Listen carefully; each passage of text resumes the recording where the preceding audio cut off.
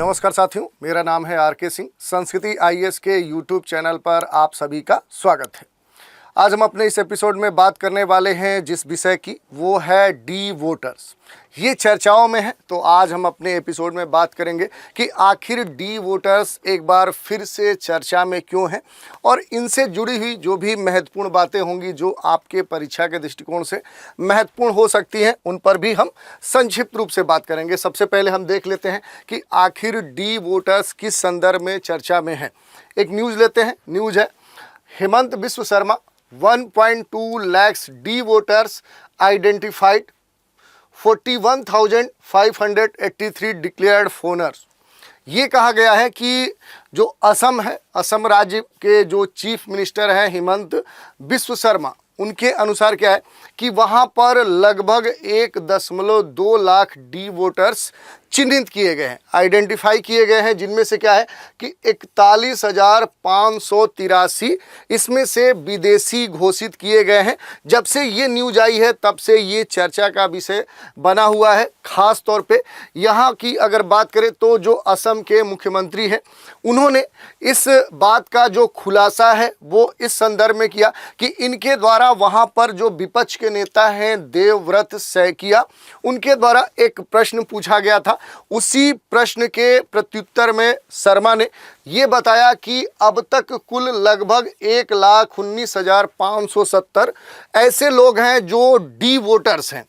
यही नहीं, इनका ये भी कहना है कि इनमें से क्या है कि लगभग 76,203 जो पहचान की गई है, इसमें से इंडियन है, भारतीय है, जबकि 41,583 जो व्यक्ति हैं जिनको चिन्हित किया गया है वो विदेशी नागरिक हैं। इसमें एक और महत्वपूर्ण इनके द्वारा इन्फॉर्मेशन दी गई कि 2 साल से हिरासत में लिए गए लगभग 522 लोग और 3 साल से हिरासत में लिए गए 273 लोगों को भी सुप्रीम कोर्ट के खास निर्देश के बाद जमानत पर रिहा किया गया है, ताकि इनके बारे में भी सूचनाएं उपलब्ध कराई जा सके। साथ ही संबंधित जो देश हैं, यानी विदेशी जो नागरिक चिन्हित किए गए हैं, उनके संदर्भ में संबंधित जो देश हैं उन्होंने भी इसकी पुष्टि कर दी है कि ये हमारे देश के नागरिक हैं और यात्रा परमिट जारी होने पर उन्हें वापस भेज दिया जाएगा। ये बातें कही गई हैं हेमंत बिस्व शर्मा के द्वारा। तब से क्या है कि एक बार डी वोटर्स फिर से चर्चाओं में बने हुए। तो अब थोड़ा सा हम बात कर लेंगे कि आखिर डी वोटर्स होते कौन हैं। ठीक है, तो बात करें तो डी वोटर की जो अवधारणा है ये असम में विशेष तौर पर यहाँ पर अद्वितीय तौर पे देखने को मिली है, जहाँ असम में अंतर्देशीय जो प्रश्न है, जो नागरिकता का मुद्दा है, ये पहले से ही यहाँ एक गंभीर समस्या बना हुआ है। क्योंकि बात करें तो असम में दूसरे देश से आने वाले जो लोग हैं उनकी संख्या ठीक ठाक है और इसी को लेकर यहाँ पर सिटीजनशिप से संबंधित जो इशूज हैं ये पहले से एक गंभीर विषय बना हुआ है और उसी में चूंकि डी वोटर्स का जो एक मुद्दा आ गया है तब ये मामला और गंभीर हो जाता है। बात करें डी वोटर्स की तो इसे वर्ष 1997 में चुनाव आयोग के द्वारा असम में लागू किया गया था, जिसका लक्ष्य था उन लोगों को बनाया गया, उनको लक्षित किया गया जो अपनी भारतीय राष्ट्रीयता साबित नहीं कर पाए थे, यानी जो वहाँ पर असम राज्य में रह रहे थे, लेकिन जब उनके सामने ये प्रश्न रखा गया कि क्या आप भारतीय नागरिक हैं, लेकिन वो इसके प्रत्युत्तर में कोई साक्ष्य उपलब्ध नहीं करा पाए कि वो भारतीय नागरिक हैं, राष्ट्रीयता को सिद्ध नहीं कर पाए। असम में राष्ट्रीय नागरिक जो रजिस्टर है तैयार करते समय जिन व्यक्तियों की नागरिकता संदिग्ध थी या विवादित थी, उन्हें ही डी वोटर्स के रूप में क्लासिफाइड किया गया।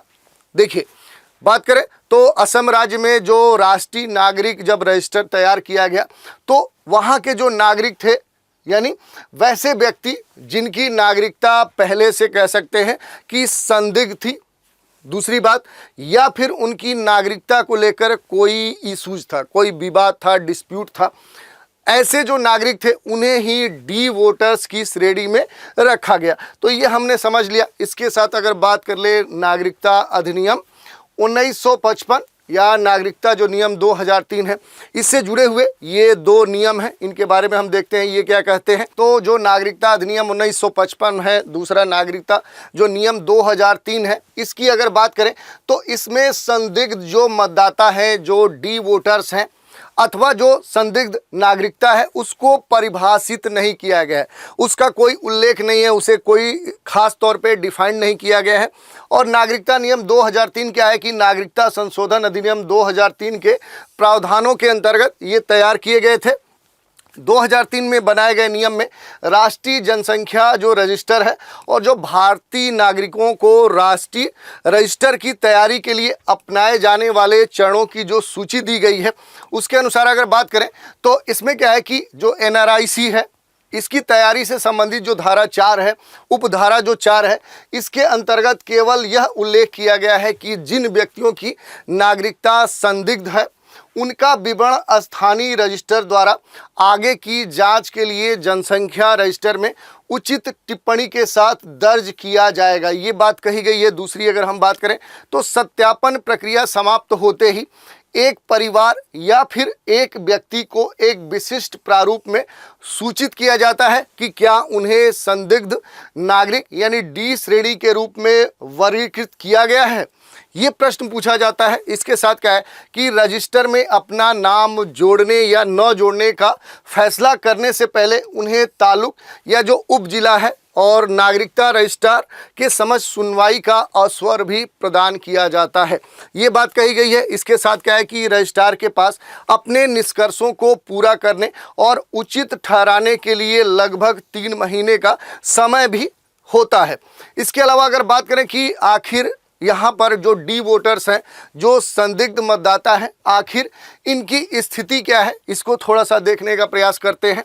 तो देखिए, अगर न्यायालय के संदर्भ में हम बात करें तो न्यायालय के निर्णय के आधार पर इसके लिए अपडेशन किया जाता है। दूसरी बात, डी वोटर को चुनाव में मतदान करने की अनुमति नहीं दी जाती है और देश के चुनाव में भी भाग लेने की अनुमति नहीं होती है।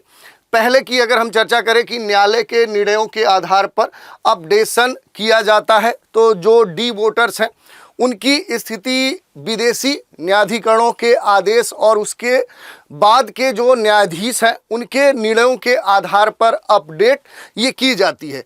2001 से इसे वर्ष 1 अगस्त तक क्या है, FTS में लगभग 1,76,000 ऐसे मामले जुड़ चुके हैं। इसके साथ अगर हम बात कर लें जो डी वोटर्स की अवधारणा असम में 1997 में चुनाव आयोग के द्वारा शुरू की गई थी, जिसका लक्ष्य था कि वे लोग ऐसे लोग थे जो अपनी भारतीय राष्ट्रीयता साबित नहीं कर सके थे और उसी संबंध में क्या है कि डी वोटर्स को चुनाव में मतदान करने की अनुमति नहीं दी गई, ये बात कही गई है। इसके अलावा अगर बात करें कि यदि कानूनी प्रणाली किसी व्यक्ति को विदेशी मानती है तो नाम मतदाता सूची से हटा दिया जाता है, जबकि भारतीय नागरिकों के जो नाम है उसके आगे जो डी उपसर्ग लगा है उसे हटा दिया जाता है।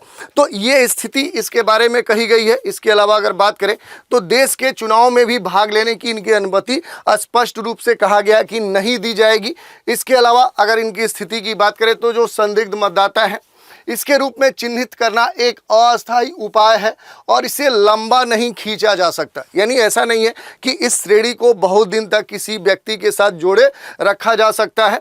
एक निश्चित समय अवधि में निर्णय लिया जाना, इसके लिए नियम बनाया गया कि निर्णय लिया जाना चाहिए। उपलब्ध कराए गए दस्तावेजों के अनुसार यदि यह निर्धारित हो जाता है कि व्यक्ति विदेशी नागरिक है या अवैध अप्रवासी है तो उसे निर्वासित किया जा सकता है या हिरासत के अंदर रखा जा सकता है, ये बातें कही गई हैं। इसके अलावा डी मतदाताओं के पास भी क्या है कि आवेदन करने, अपना नाम NRC में शामिल कराने का विकल्प उपलब्ध कराया गया है। इसके साथ उन्हें तभी शामिल किया जाएगा जब उन्हें विदेशी न्यायाधिकरण से मंजूरी मिल जाएगी और उनके नाम डी श्रेणी के तहत मतदाता सूची से हटा दिए जाएंगे।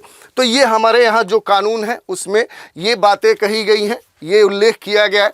तो ये हमने देख लिया कि आखिर जो डी मतदाता है वो है क्या, वास्तव में उनके बारे में हमारे यहाँ क्या स्थिति है और न्याय या मतदाता के स्तर पे उनको क्या सुविधाएं मिली हैं, क्या अधिकार मिले हैं। इसके साथ आज की चर्चा पर एक प्रश्न भी देख लेते हैं। प्रश्न है, डी वोटर की अवधारणा असम में किस वर्ष में चुनाव आयोग के द्वारा शुरू की गई थी? विकल्प है 1997, 1999, 2014 और 2004।